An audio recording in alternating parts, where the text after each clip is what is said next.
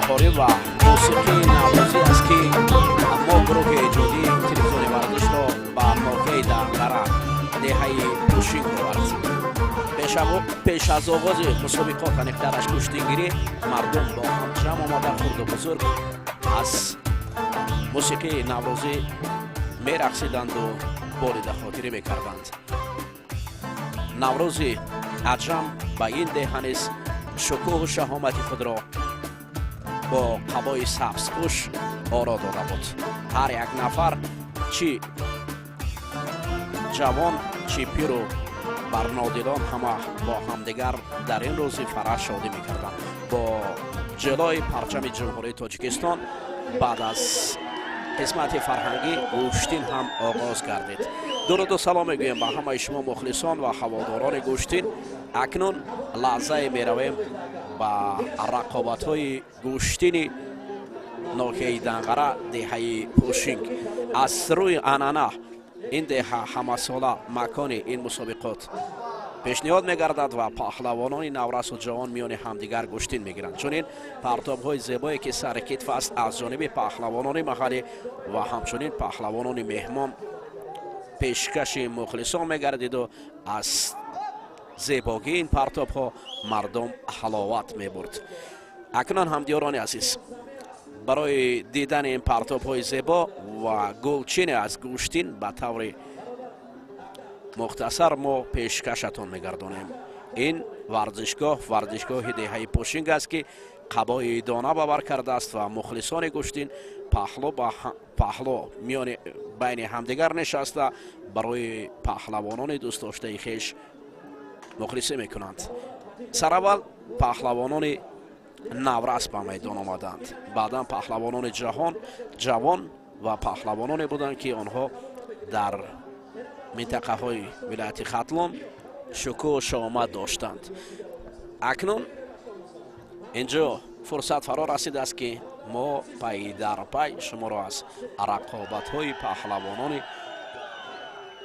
هم ناحیه دنقره و همچنین از دیگر گوشه و کناری که به اینجا تشریف آوردند شناس نماییم. من جمله پهلوانان نامدار هم به میدان آمدند که در جریان این گزارش پیشکشتان خواهیم کرد. حالا باشد میان پهلوانان محلی نبرد آغاز گردیده است. هیئت داوران هم بودند، مخلصان هم جمع بودند و همچنین پهلوانان برای خوب گوشتین گرفتن در دو گیرمی گوشتین گیری میان هم دیگر مبارزه می‌بردند. 4-5 جفت با چنین حالت‌های پیش در پیش رقیبان میان همدیگر نبرد میکردند. یک فضای دانه بود این ده را. ببینید مخلصان هم در فضای ادانه جشن بین المللی نوروز در این روز فرح گوشتین تماشا میکردند. پرتاب ها از جانب پهلوانان محلی گاه با چشم میرسید و بالاخره پهلوانان محلی با رقیبان مهمانان برآمد میکردند. یک پهلو اینجا همچنین که اکثر آنها برای ما ناآشنا بودند ولی بودند با پهلوانانی که نامدار و خوبتر گوشتین گرفتند. حالا رسیدن به پهلوانان نامی ما البته برای شما مژده خواهیم رسانید ولی پی در پی میرویم. این آغاز مسابقات گوشتینگیری دهه پوشینگ ناحیه دنقره است که حالتهای تکرار رو هم نمایش میدهیم چگونه زیبا اصولهای حلاک اسکندری در گوشتین معمول است و دیگر پرتاب هایی که بیشتر عنعنوی گردیدند. اصلا که گوشتینگیری تاریخ قدیمه دارد و اگر به تاریخ گوشتینگیری نظر افکنیم پس معلوم میگردد که کشتی از کلمه کشتی گرفته شده معنای کمربند دارد. یعنی کمربند در گوشتین نقش بغایت مهم دارد و هر پهلوانی که به میدان میبراید سر اول او را هم گریبان و هم کمربند داشتن مهم است تا اینکه اگر خواهد به مقصد رسد. ولی مخلصان هیچ یک دیدار را صرف نظر نمیکردند، آنها پیوسته مخلصی میکردند و طلبگار پهلوانان خوشطالع بودند. یعنی آنها میخواستند که بیشتر پرتاب را ببینید. از پهلوانان تجربه دار دیده پهلوانان جوان و پهلوانان نوکار پرتاب‌های خودتر داشتند، هرچند که آنها نامدار و شهرتیار بودند ولی دور و دراز کشتی میگیرند. حالا که یکی از پهلوانان جوانی که به میدان وارد میگردد با یک تگی کبوت و شورتی شلوار نیخترش سفید، این پهلوان نامدار یکی از پهلوانان خوب است که او را اسداللهیف است.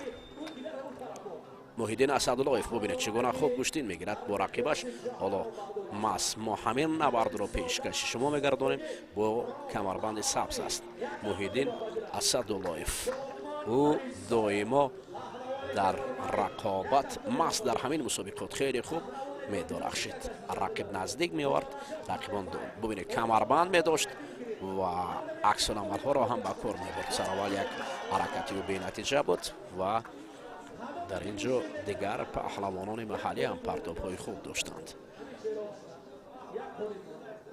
محیدین اسداللهیف برای ادامه نبرد با رقیب قوی می ایستادند. مخلصان باشند این نبردها را دیر بازی انتظار بودند، مخصوصا در منطقه ختلان گوشتین خیلی رشد و رونق کرده است.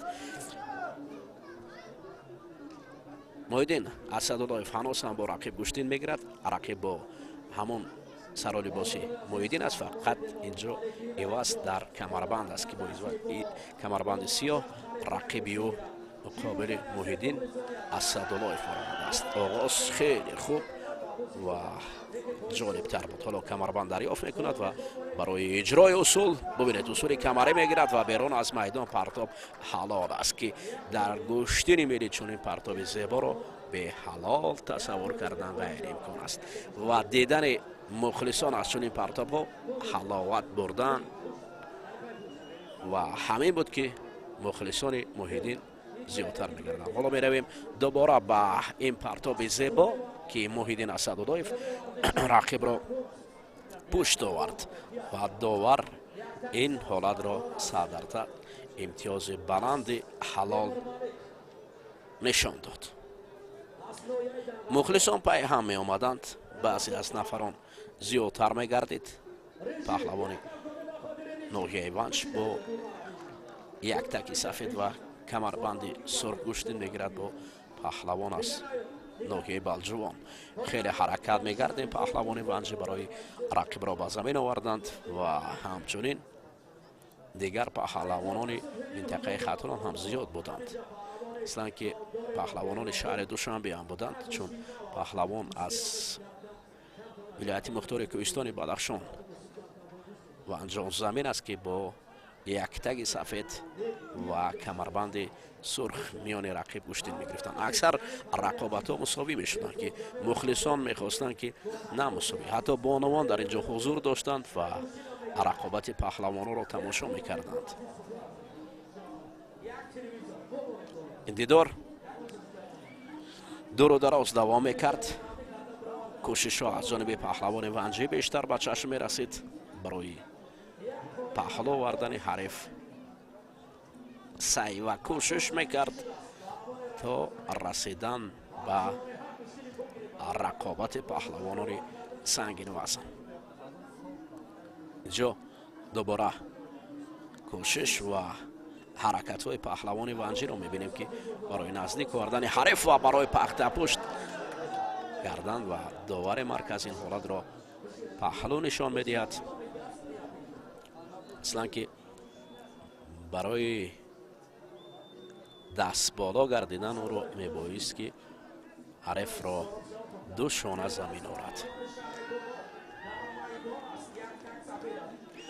فضای خیلی خوب بود. حالت تکرار رو میبینیم که چگونه این پهلوان ونجی برای افتادن رقیب بلجوانیش زحمت کشید و موفق نشد. اکنون این فضای عمومی است که از گوشه دیگر نوار برداری شده است. برای این دو شاجایزه پهلوانان میان همدیگر رقابت میکردند.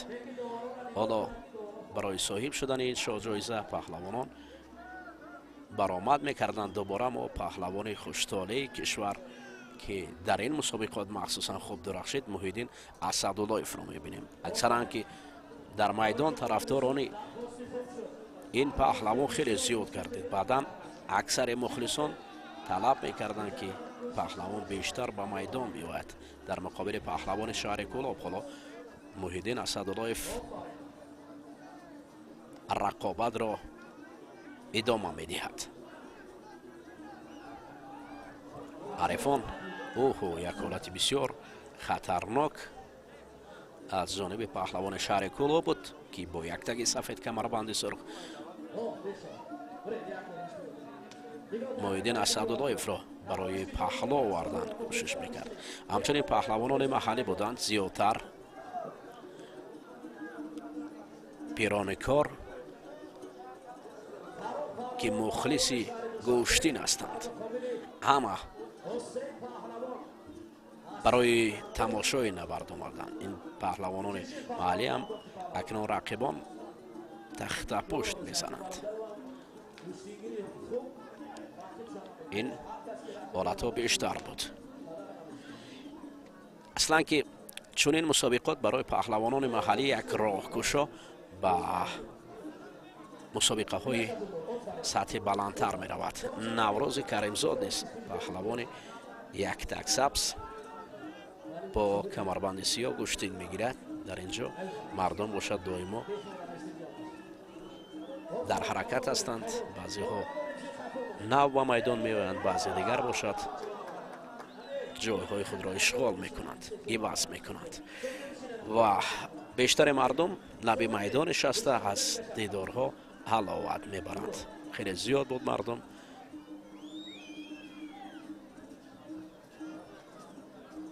نابسته از گرمی و شعله های تفسان آفتابی بهاری آنها میدان را ترک نمی کردند. آنها برای یکدیگر نشسته برای پهلوان دوست داشتهشان مخلصی میکنند. مردم مشتاق گوشتین است. اکنون برگشت به میدان هستند یاران عزیز. اینجا یکی از پهلوانانی که با یک تگی سفید گوشتین میگیرد برادر پهلوان محبوبه که برای شاد جایزه مبارزه میبرد اما او تخت پشت رفتید. این هم همان پهلوان به قول دیگر که با تخلص عزیز رو میشناسند. میرزا جمیل رمضانوف برادرش گوشتین میگرفت. حالا حالت تکرار رو میبینیم چگونه این پهلوان اشتباه کرد و رقیب از اشتباهی و کار برد و او را دو شانه زمین افتاد.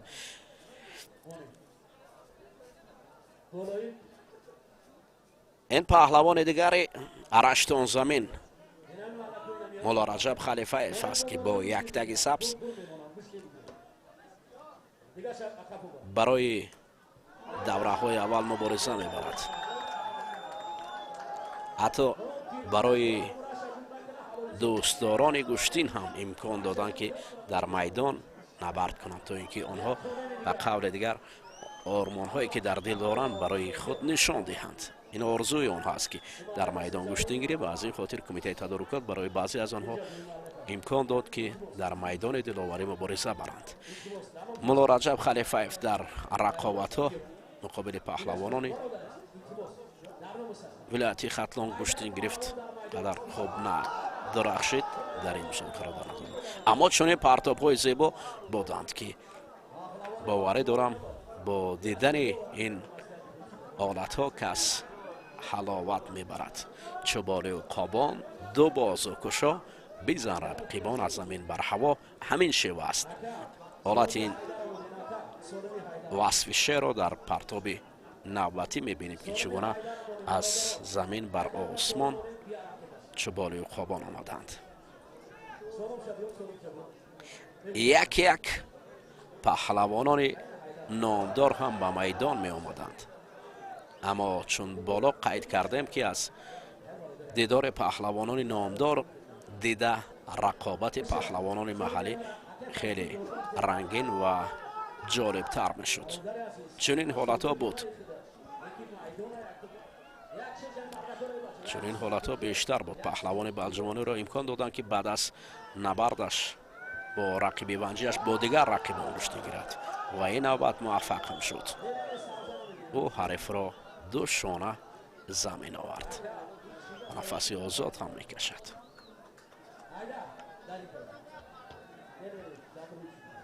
نوبت دیگر این حالت را میبینیم چگونه خوب استفاده برد. عکس العملی که از جانب پهلوان بلجوانی بود و رقیب را مجبور کرد که زمین افتاد.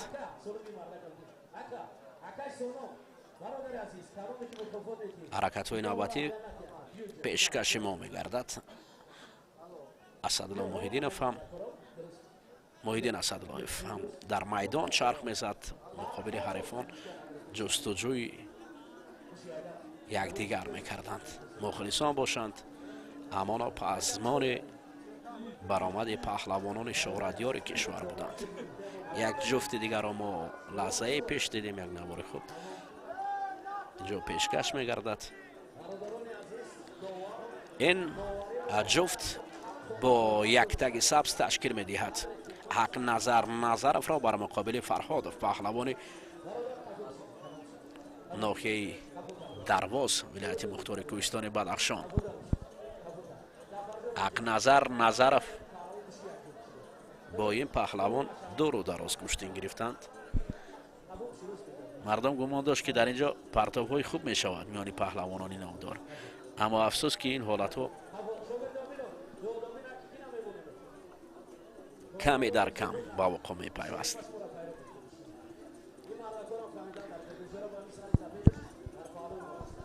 اما مهم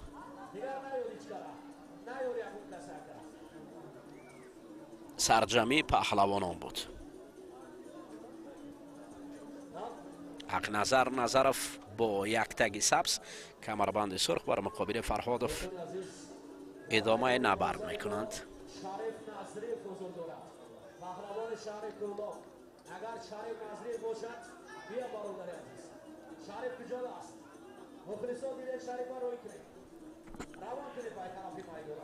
داوران مجبور بودند که بعضا حالت توقف نمایند و بعدا که آنها میل گشتی گرفتن داشتند باز دوباره آنها را رو برای همدیگر می ساختند. اما در گشتین مهم وقت است که باید طبق قاعده های گشتین در وقت اساسی نبرد خوب و جالب ادامه یابد. تا کنون هم در میدان های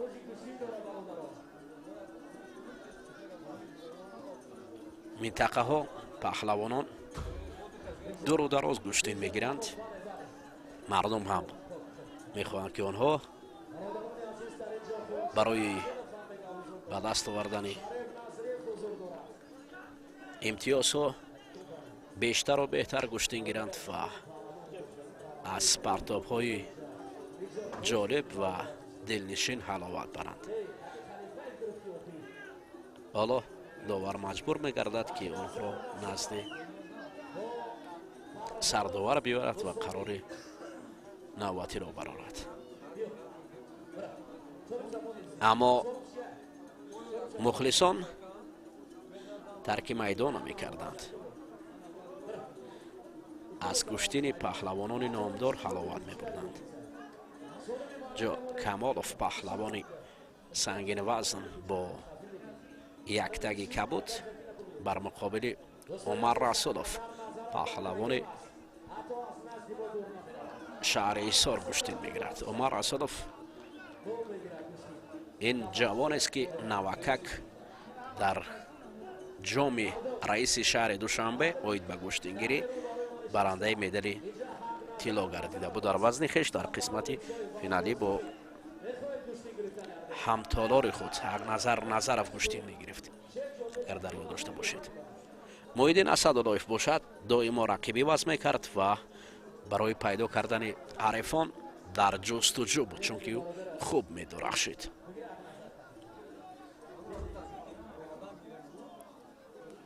به میدان میبرآمد و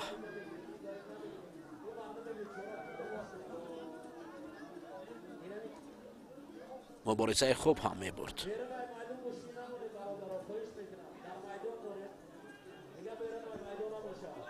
این را ببینید حلال است.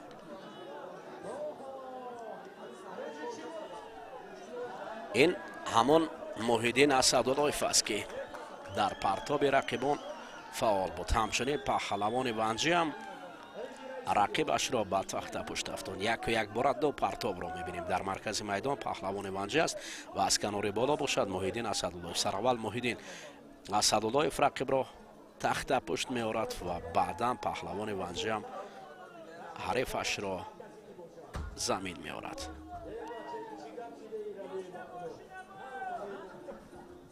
اما گوشتینی عمر رسولوف با رقیبش کمالوف امام دور و دراز دوام میکرد. کمالوف هم از سلاله نامدار پهلوانان شهر کولاب کمالوف است. پدری او رحمتشاه کمالوف در منطقه کولاب در جمهوری تاجیکستان گوشتین میگرفت. سرآغاز از منطقه شهر کولاب، بعدا به منطقه در سرتاسر جمهوری. و این پهلوانان جوان هستند که برای تخت پشت افتادن حریفان کوشش میکنند که اکثرا پهلوانان نوآشنا هستند. اما محیدین اسداللهیف باشد همچنان چون پیشتر برای رقیبان را مغلوب کردن فعال بود. اقنظر نظرف همچنین ایواسی حریف کرد ظفر عالیمشاهیف که با یک تگ کبود به میدان برآمده است. این پهلوان ونجان زمین، پهلوان قد بلنده که در گوشتین سمبو درخشیده است، با اقنظر نظرف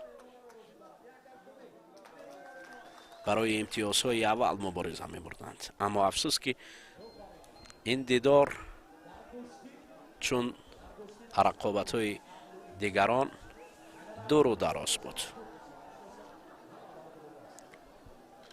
همچنانی که دو پهلوان سنگین وزن دیگر از کنار گوشتین میگیرند. پهلوان ناحیه رودکی علاوه بر ظفر عالیمشاهیف برای کمربند پیدا کردن حقنظر نظرف حرکت میکند و حقنظر نظرف باشد در مقابل او قوی و خود را مستحکم نگاه میدارد. آنها خوبتر و جالب از یکدیگر میدانند.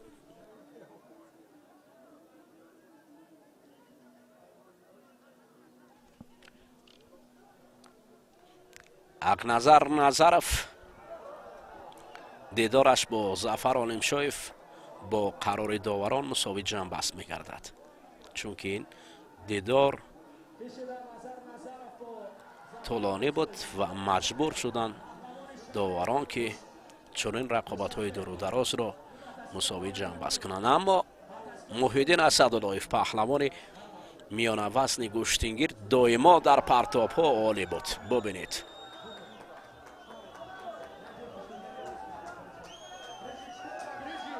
حالت تکرار رو میبینیم. سر کتفی او خیلی جالب و جذاب است. این پهلوان ناحیه رودکی که در قبلا ما دربارش معلومات دادیم، پهلوان سنگین وزن که او را میان مردم با تخلص دکتر مشهور است. اما افسوس او زمین افتاد و داور این پرتاب را به سود رقیبی میداند و رقیبش را غالب میپندارد. این حالت تکرار است که افتیدن او را نشان میدهد و داور دست خود را بالا میکند.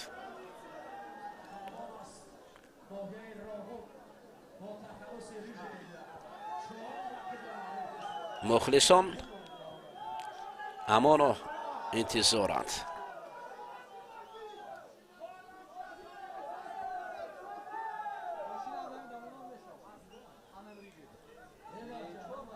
پهلوانان قد بلند شهر کولاب هم بعداً به میدان آمدند.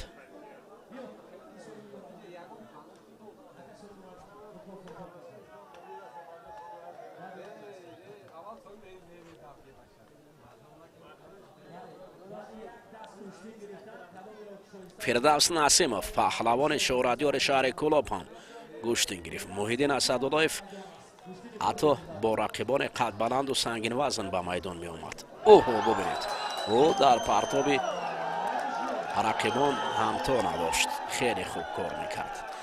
این حریف نوبتی هم زمین افتاد و داور مرکز کاری او را، یعنی کاری محیدین اسداللهیف را خوب و علا دانست.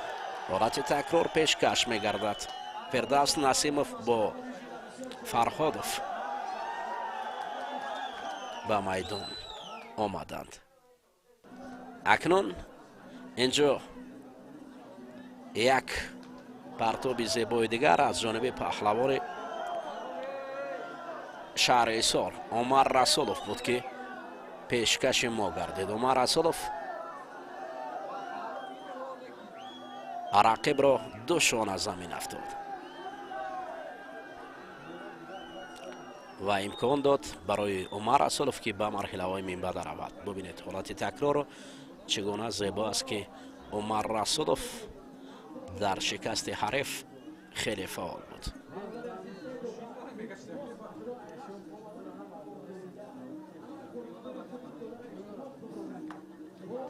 اقنظر نظرف باشد رقیبی وز کرد. نوبت مقابل پهلوان شهر کلوب به میدان برآمد. مخلصان از این دیدارها حلاوت می‌بردند. اقنظر نیست، چون عمر رسولوف در شکست حریفان خیلی فعال و قوی بود. او پهلوان شهر کلوب را دو شانه زمین افکند و غالب شد و حریف از این پایل است. حالت تکرار رو میبینیم که حقنظر چگونه موفق شد. سر اول پای رقیب را نشان میگیرد و موازنت را رقیب گم میکند و دو شانه زمین میافتد.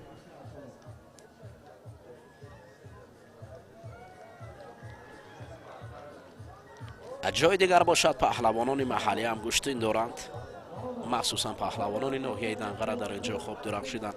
میان مهمانان رقابت کردند و کاری بسیار شایسته را نمایش میدادند. مخلصان باشند نبردهای یا رقابت‌های محیدین اسداللهیف را پزما بودند. خورشید مجیدوف هم بعد از چند لحظه میدان نبرد شد. او با رقیبان سنگین وزن و قوی به میدان می آمد. همان اصول سر کتف خورشید مجیدوف که او را شورادیار کرده است او را به کار می برد و برای عملی کردن او سعی می کرد. اما از چی باشد که خورشید مجیدوف هم کارش در اینجا خوب بود ولی رنگین نمی شد. یعنی پرتاب های زیبایی که خورشید مجیدوف در دیگر مسابقه ها داشت او را با پرگی منظور بینندگان می کرد. هنوز هم خورشید مجیدوف با رقیب برای امتیاز به دست آوردن گوشتین می گیرد.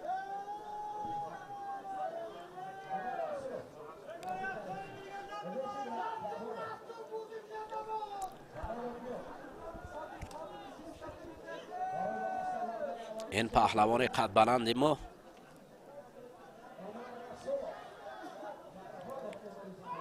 بسیار جهد میکرد که بارها در مسابقه های بین المللی شورادیار گردیده است. مس از گوشتین جدا خورشید مجیدوف کشور ما را در عرصه جهانی معرفی کرده است و حالا هم در گوشتین های محلی یعنی گوشتین های داخلی کشور هم برآمد میکند و برای به دست آوردن حتی جایزه ها در مسابقه های تاجیکستان، در مسابقه هایی که در گوشه و کنار تاجیکستان برگزار می‌گردد مبارزه می‌برد. خورشید مجیدوف با حریف دو رو دراز گوشتین گرفت. همون شکل و شیوه پیشتری بود که همچنین دیگر پهلوانان داشتند.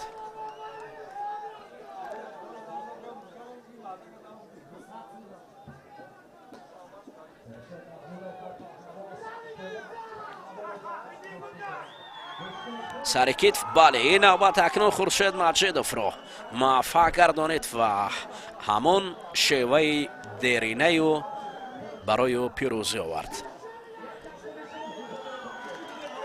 و در رو برای مخلصان موفق شد.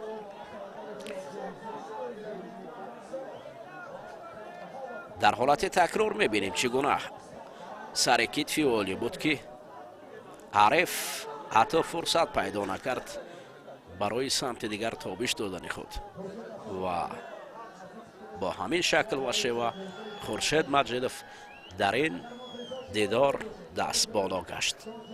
داور 100% این پرتاب رو حلال نشان داد که به سود خورشید مجیدوف بود.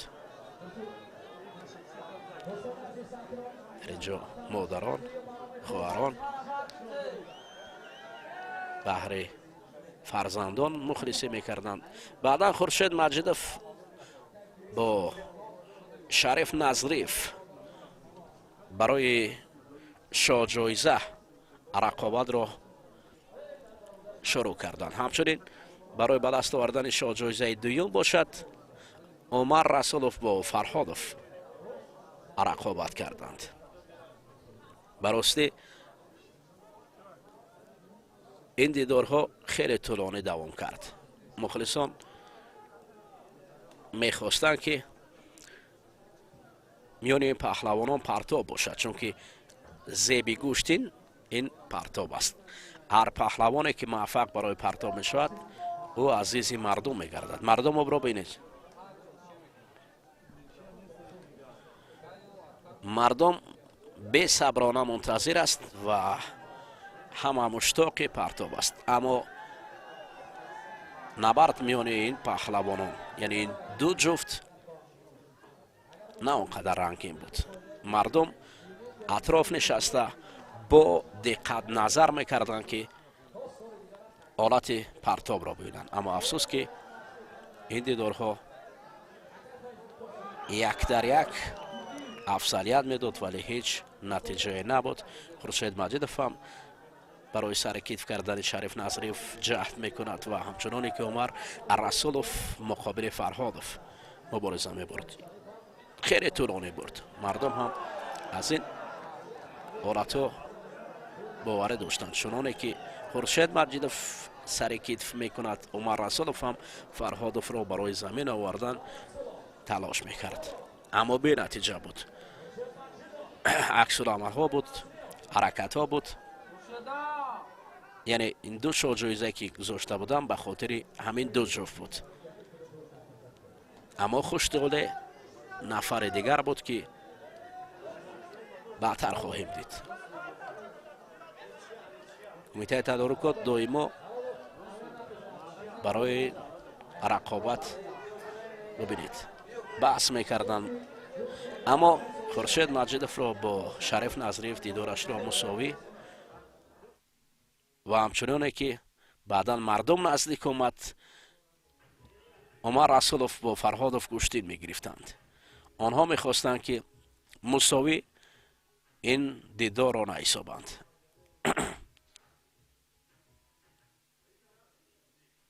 عمر رسولوف باشد با فرهادوف برای رقابت کردن دور و دراز در میدان بودن. مخلصان نزدیک آمدن به روی گرمی گوشتنگیری و این رقابت باید که غالب خود را معین میکرد، ولی چون دوره های پیشتره این رقابت نیست، هیچ یک پهلوان را برای مظفریت نصیب نگردانید. تلاشا بود. عمر رسولوف هجوم ها میکرد پای در پای و فرهادوف باشد زمین میافتید، اما امتیاز برای عمر رسولوف نبود. برای افتادن و داور مرکز امیر شایف دائما برای آنها میفهماند که باید ما زیباگی گوشتنی ملی توجیکی گوشتنگیری را برای مردم نشان دهیم و این زیباگی را تنها توسط پرتاب میتوان اثبات کرد. اما یا قواها برابر بودند یا از هنر یکدیگر با خبر بودند آنها که یعنی این جفت را در نظر دارم که تلاش بی ثمر بود. زورآزمایی با فعالی عمر رسولوف و فرهادوف باشد مقابلی می ایستاد. سرداور مسابقات این لحظه امیرشاه بود و یک جنب بست کرد. حالا اکنون شاه جایزه برای نبرد حق نظر نفروز را بر مقابل کریموف آورد. این دیدار به سود حق نظر جنبست کردید و شاه جایزه را صاحب شد و همه طریقین گشتین با پرتاب زیبای حق نظر نظرف جنبست کردید. با شما خیر خوش میکنیم. شاد و سربلند باشید. خیر.